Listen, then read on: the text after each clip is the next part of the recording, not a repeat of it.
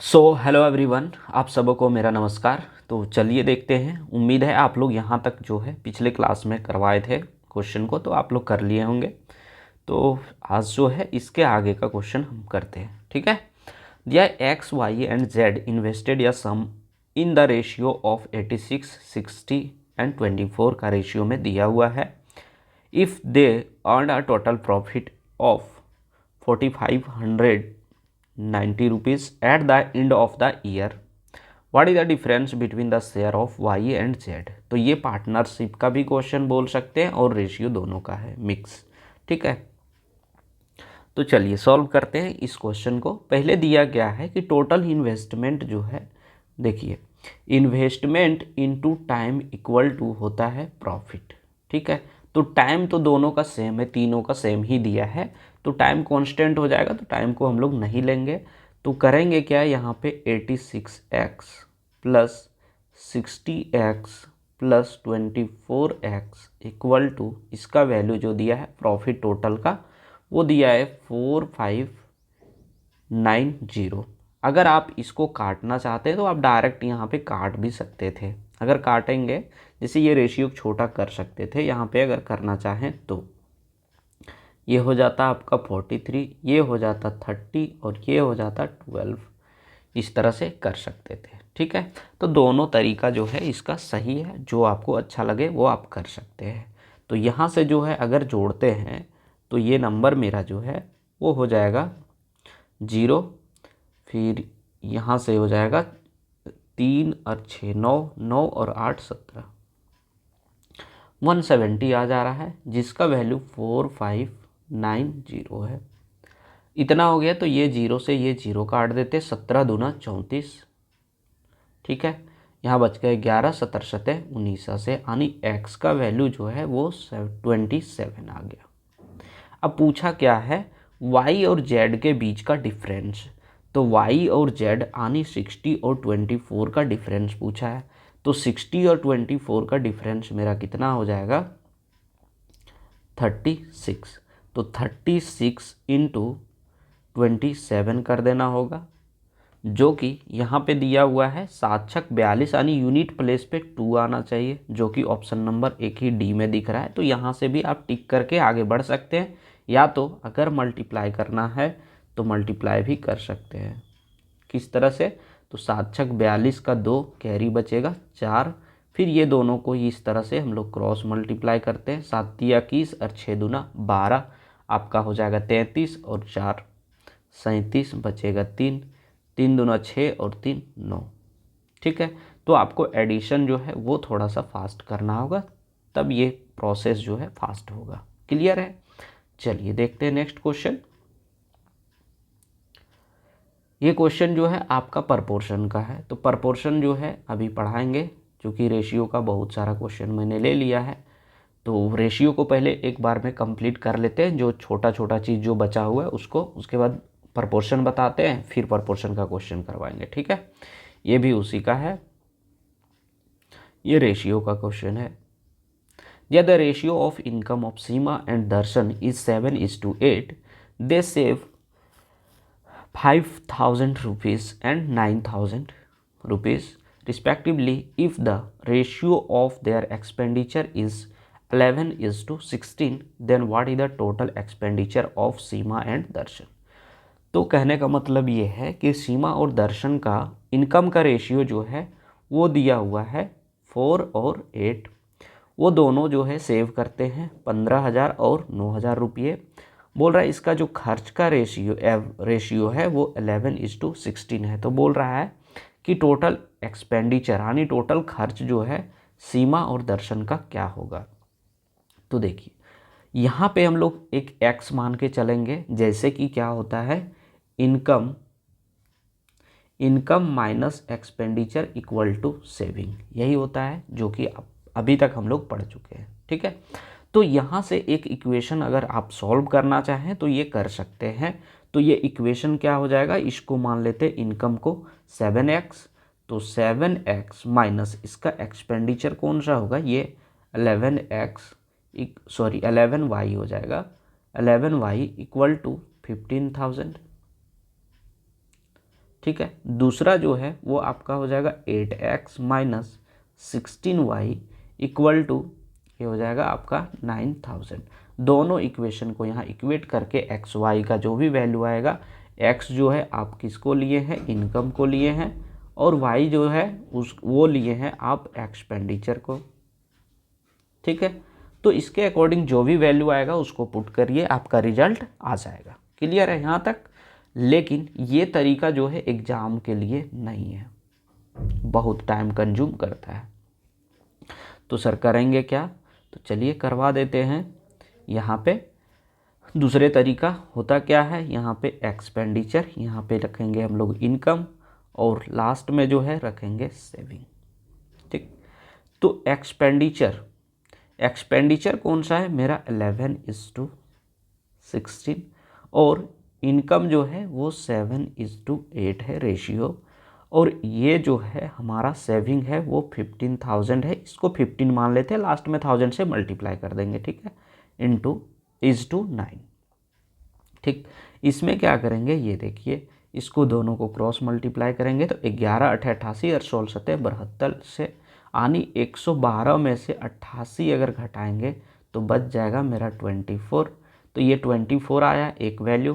तो ये 24 जो आया वो बोल रहा है वैल्यू किसके बराबर होगा, तो देखिए 7 9 63 और 15 8 20 से आनी 120 में से यहाँ पे 63 घटा देंगे तो क्या हो जाएगा, तो देखिए यहाँ पे 57 हो जाएगा। ठीक, तो ये 57 24 का वैल्यू जो है 57 तो हो गया, लेकिन क्या बोले थे 3 जीरो है, वो 3 जीरो लास्ट में हम लोग को डालना होता है, तो यहाँ पे डाल देते हैं। ठीक है, अब इसको काट देते हैं, 8 तिया 24 और ये 19 तिया 57, यहाँ से काटेंगे तो 125 से कट जाएगा। ये 125 8 1000 होता है। तो यहाँ 1 का वैल्यू कितना आया, 19 इंटू 125। बोलो कोई दिक्कत? ठीक है, अब क्या बोला है कि दोनों का व्यय क्या होगा, तो व्यय यानी खर्च दोनों का क्या होगा, तो एक्सपेंडिचर का देखिए यहाँ पे जो है एक्सपेंडिचर का रेशियो कितना दिया, 11:16। तो उस 11:16 को यहाँ पे जोड़ेंगे तो ये कितना हो जाएगा आपका 27। ये 27 आ गया, तो 27 का वैल्यू जो है वो आपको निकालना होगा 19 इंटू 27 इंटू 125। ठीक है, अब देखिए यहाँ भी यूनिट प्लेस से आपका काम बन सकता है, तो कैसे होगा, देखिए 9 सत्ती 63 आनी कितना आ गया 63, यूनिट प्लेस कितना है 3 है, और यहाँ फिर 5 है, 3 5 जब 15 यानी यूनिट प्लेस पे 5 होना चाहिए। तो देखिए एक ही ऑप्शन में जो की है फर्स्ट में वही इसका राइट आंसर हो जाएगा। अदरवाइज अगर आपको मल्टीप्लाई करना है तो वो भी तरीके हैं। देखिए 19 है, इसको क्या हम कर सकते हैं क्या, इस तरह से 20 - 1 इंटू 125, ये बड़ा नंबर है, उसके बाद हम 27 को मल्टीप्लाई करेंगे। ठीक ना, सबका तरीका है मेरे पास, सबको करेंगे एक एक करके सॉल्व। तो ये देखिए 20 - 1 125 दूना कितना होगा 250, 250 हो गया, और एक जीरो था तो 2500 माइनस 125 इतना हो गया। हम केवल इसको सॉल्व कर रहे हैं, 27 को बाद में कर लेंगे। तो यहाँ से जो है आपका नंबर कितना आ चुका है, 2500 में से 125 अगर घटाएंगे तो आपका हो जाएगा 2375। ठीक, अब इतना जब ये आ गया 2375, अब हम लोग को करना है 27 से मल्टीप्लाई। तो देखिए ये भी नंबर कम बड़ा नंबर नहीं है, तो इसका एक तरीका आप ये कर सकते हैं ना, 2375 इंटू 9 इंटू 3 कर दीजिए, ताकि आसान हो जाए आपके लिए, क्योंकि ये सिंगल डिजिट का रहता है ना, तो मल्टीप्लाई करना थोड़ा सा आसान हो जाता है। तो चलिए कर देते हैं यहाँ से, 9 से 9 पचे 45 का 5 कैरी 4, 9 सत्ती 63 और 4 67 6, फिर 9 तिया 27 और 6 33, बचेगा 3, 9 दूना 18 और 3 21, इतना हो गया। इंटू अब 3 से करेंगे तो 5 तिया 15, 7 तिया 21 और 1 22, 2 3 तिया 9 और 2 11, 3 एकम 3 और 1 4 और 3 दूना 6 यानी 64, 125 देखिए मल्टीप्लाई करने के बाद आ गया ना यही आंसर। तो क्लियर है यहाँ तक। चलिए देखते हैं नेक्स्ट क्वेश्चन। दिया salary of Charan and Rajat are in the ratio of 5:4 if the salary of each increases by 3000 then new ratio becomes 6:5। देखिए यहाँ पे बोल क्या रहा है, चरण और रजत का सैलरी इनिशियली जो है वो इसका सैलरी है 5:4। अब ये जो है 3000 से जो है दोनों का सैलरी इंक्रीमेंट हो रहा है, तो न्यू सैलरी जो है वो कितना हो जा रहा है 6:5 हो जा रहा है। तो देखिए इसका भी दो तरीके होते हैं सॉल्व करने के लिए, जैसे 5x/4x कर दिए, दोनों का सैलरी 3,000 से बढ़ जा रहा है, तो ये x मान के जो सॉल्व करते हैं ना उसके लिए है। तो ये क्वेश्चन जो है इस तरह से इसे आगे इक्वेशन सॉल्व करेंगे तो आपका आंसर आ जाएगा। ठीक है, तो यहाँ से ये तरीका होता है। दूसरा क्या चीज़ है, यहाँ से आप कर सकते हैं जैसे कि 5:4 है और यहाँ से 6:5 है। ठीक है, ये पहला पुराना था, ये न्यू है और इसमें बढ़ कितना रहा है 3 से, दोनों में बढ़ जा रहा है। ठीक है, अब जब ये बढ़ जा रहा है तो देखिए जो तरीका वहाँ पे हम अपनाए थे ना वही तरीका यहाँ भी होगा। 5×5 = 25 और 6×4 = 24, यानी 25 में 24 गया तो कितना बचेगा 1। अब 1 का वैल्यू निकालने के लिए देखो 6×3 = 18 और 5×3 = 15, यानी 18 में 15 गया कितना बचेगा 3, यानी 1 का वैल्यू बोल रहा है 3 है। तो बोल रहा है चरण इनिशियली सैलरी, तो चरण का ये था और ये था रजत का, तो चरण का रेशियो कितना इनिशियली 5 है, तो 5×3 कर देंगे तो कितना हो गया 15। तो 15 आंसर नहीं होगा, चूँकि यहाँ पे देखिए आपका एक सेकेंड, हाँ ये यहाँ पे जो था वो 3000 था, इसके जगह हम कितना लिए हैं 3 लिए हैं, तो ये 3 0 जो है ना वो 3 0 उठ करके आपका यहाँ आ जाएगा। दैट मीन्स चरण का सैलरी जो है वो हो जाएगा इनिशियली 15,000। अगर रजत का पूछता तो यहाँ पे मल्टीप्लाई कर देते 4 में। क्लियर है, चलिए देखते हैं नेक्स्ट क्वेश्चन। दिया the ratio of alpha and beta to age is 2:5 if the sum of their age is 273 then find the difference between their age. देखो बोल रहा है अल्फा और बीटा जो है दोनों एज का रेशियो दिया हुआ है 2:5, दोनों के एज का सम जो है वो दिया हुआ है 273, तब बोल रहा है दोनों को एज का डिफरेंस क्या होगा। ठीक है, तो ये बहुत आसान क्वेश्चन है। देखिए करेंगे क्या, दोनों का एज का सम जब बोला है तो यहाँ पे ये दोनों को जोड़ देते हैं, तो 2 और 5 कितना हो जाएगा 7, 7 का वैल्यू दिया हुआ है यहाँ पे 2, सम ऑफ देयर एज इज इतना। ठीक है, 273, यहाँ से अगर काटेंगे तो 7 3 × 21 और 7 9 × 63, यानी 1 का वैल्यू जो है वो है 39, थोड़ा साइनिंग कर रहा है, 39 हो गया। अब पूछा क्या है दोनों के बीच का अंतर, तो दोनों का बीच का अंतर कितना है 5 में 2 गया तो 3, तो 3 का वैल्यू कितना हो जाएगा 39 × 3 कर देंगे, 3 × 9 और 9 × 27 यानी 117। तो ऑप्शन नंबर सी जो है इसका करेक्ट उत्तर हो जाएगा। ठीक है, चलिए अब देखिए प्रपोर्शन का ही क्वेश्चन है। आज जो है प्रपोर्शन का कंसेप्ट हम पूरा बता देते हैं, बाकी क्वेश्चन जो है आगे तो नहीं है लेकिन और सारे क्वेश्चन मिक्सडअप में जो है आएंगे। अब चूँकि मेन चीज़ था रेशियो और प्रपोर्शन, तो इसका जो कंसेप्ट बता देंगे उसके बाद सारे क्वेश्चन आपका सॉल्व होने लगेंगे। ठीक है, तो चलिए कुछ कंसेप्ट है जो कि आपको जानना है, जैसे कि इसमें एक आता है देखिए ये इज़ टू बी और ये आपका हो जाएगा C इज़ टू D। ये डबल डॉट मीन्स होता है इक्वल का साइन लग जाता है, तो A/B = C/D हो जाता है। ठीक है, तो इसमें होता है ना एक मीन प्रपोर्शन,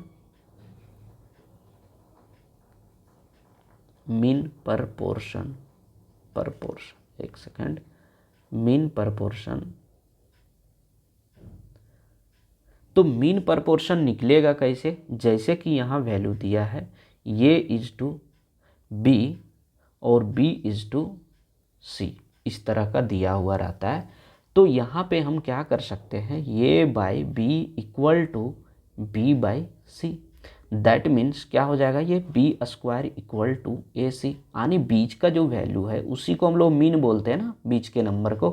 तो यहाँ से क्या हो जाएगा, b equal to root under A C, यानी आप ये भी वैल्यू याद रख सकते हैं, ये भी याद रख सकते हैं, दोनों सेम ही है। बस स्क्वायर हटने के बाद यहाँ स्क्वायर रूट लग गया और यहाँ पे स्क्वायर था इसलिए रूट नहीं लगा है। ठीक है, तो ये एक मीन प्रोपोर्शन होता है।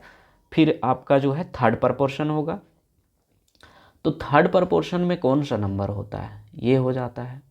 तो ठीक है, इसको भी बता देते हैं। जस्ट लाइक जैसे देखिए यहाँ पे क्या आ गया, B square equal to A सी आ चुका है ना। यहाँ पे कलर चेंज कर देते हैं।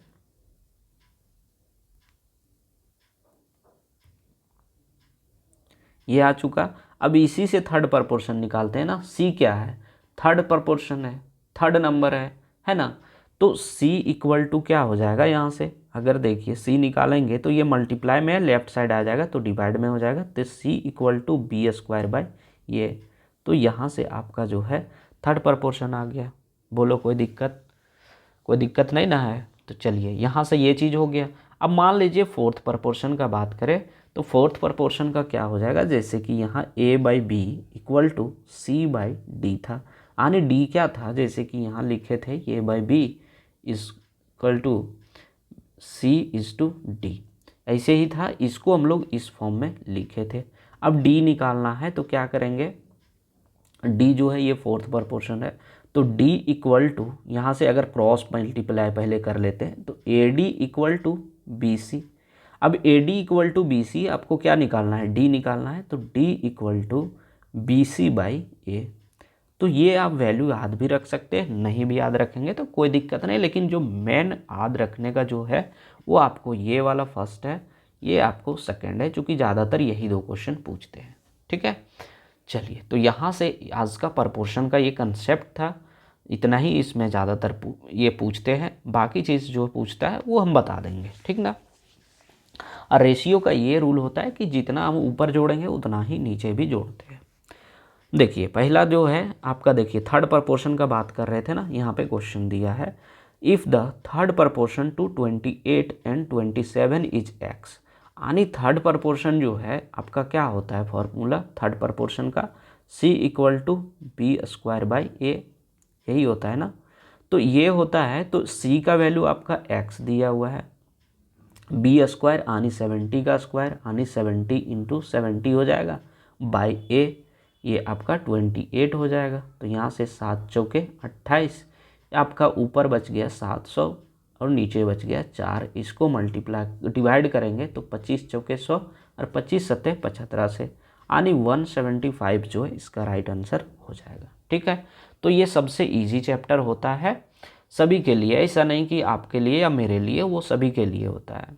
ठीक ना, तो जो जो क्वेश्चन छूटा हुआ है यहाँ प्रोपोर्शन का वो बता देते हैं, बाकी जो है क्लास में अब मिक्सड अप करके लेके आएंगे। ये भी प्रोपोर्शन का है, एक क्वेश्चन और बचा है। ठीक है, चलिए इसको बता देते हैं।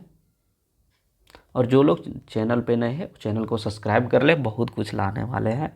अब फिर जो है mixed up question miscellaneous type का लेके आएंगे, उसका टाइमिंग अलग होगा। ये आपका लगभग 1:15 बजे जो है 1:15 में ये वीडियो अपलोड हो जाती है। वो जो है वो कोशिश करेंगे कि नाइट या इवनिंग में जो है वो क्लास रखते हैं। ठीक है, वो इवनिंग में रहेगा और डेली बेसिस पे रहेगा। अभी क्वेश्चन वगैरह जो है प्रिपेयर कर रहे हैं पूरी तरह से, ताकि आपका ऐसा नहीं जो सो क्वेश्चन अगर डाल देते हैं तो कोई फ़ायदा होगा नहीं। तो बेहतर ये है कि रेलेवेंट क्वेश्चन डालें। थोड़ा सा टाइम ले रहे हैं नो डाउट, लेकिन आप ही लोग के लिए कर रहे हैं ये सब चीज़ें। ठीक है, 26 देखिए बोल रहा है when x is added to each of 26, 40, 22 and 34 then the number so obtained in this order are in proportion, then 4x is to y equal to y is to 7x minus 6 and y is greater than 0, what is the value of y। तो देखिए कहने का मतलब ये है बोल रहा है कि सारे नंबर में अगर एक्स एक्स जोड़ देते हैं प्रपोर्शन में, देखिए यहाँ प्रपोर्शन डाला है ना, इसीलिए हम कंसेप्ट बता रहे थे आपको प्रपोर्शन में, तो आपका जो है इसमें जो है वैल्यू पुट कर देंगे। तो पूछ रहा है कि y का वैल्यू क्या होगा। तो देखिए इसका तरीका जो होता है लॉन्ग प्रोसेस, जिसको हम लोग बोल सकते हैं बेसिक मेथड। तो 26/x और 40 + x equal to 22 + x by 34 + x, ये तरीका होता है। आप इसको सॉल्व कीजिए, x का वैल्यू पुट कीजिए, फिर यहाँ पुट कीजिए, तो फिर आपका रिजल्ट आने लगेगा। ये ट्रेडिशनल है। अगर आपको शॉर्ट मेथड चाहिए तो चलिए मिलाते हैं आपको शॉर्ट मेथड से। तो करेंगे क्या, ये देखिए 26/40 इक्वल टू 22/34, यहाँ से काटेंगे तो 17, यहाँ से 11, यहाँ से हो जाएगा 20, यहाँ से हो गया 13। यहाँ पे देखेंगे 13 और 11 के बीच में क्या अंतर है। फर्स्ट ऑफ ऑल उससे पहले जो है हम लोग देखेंगे इसमें कितना अंतर है। 13 में ये आपका 20 कितना 7 अंतर था, और यहाँ से जो है 6 अंतर है ना। 11 6 17 6 है। अब ये 6 से जो है ना, ये 6 से जो है इसको मल्टीप्लाई कर दीजिए, और ये 7 से जो है इसको मल्टीप्लाई कर दीजिए, तो कितना हो जाएगा 11 7 77 और 13 6 78। 78 में 77 गया तो कितना बचा 1, ठीक है। 1 को जो है आप x भी मान सकते हैं, ठीक। अब x आ गया, अब क्या करना होता है, ये 13 और 11 जो नंबर आया ना, इसके बीच का दूरी देखना है। तो दोनों के बीच का अंतर कितना है, तो 2 का अंतर है, ठीक। अब ये 2 का जो अंतर है वही जो है 1 का वैल्यू हो जाएगा या तो x का वैल्यू। तो x का वैल्यू कितना हो गया 2। अब 2 जब ये वैल्यू हो गया तो आप इस इक्वेशन में पुट कर दीजिए। तो कितना है यहाँ पे इक्वेशन 4x बाई, थोड़ा डार्क कलर का ज़रूरत है,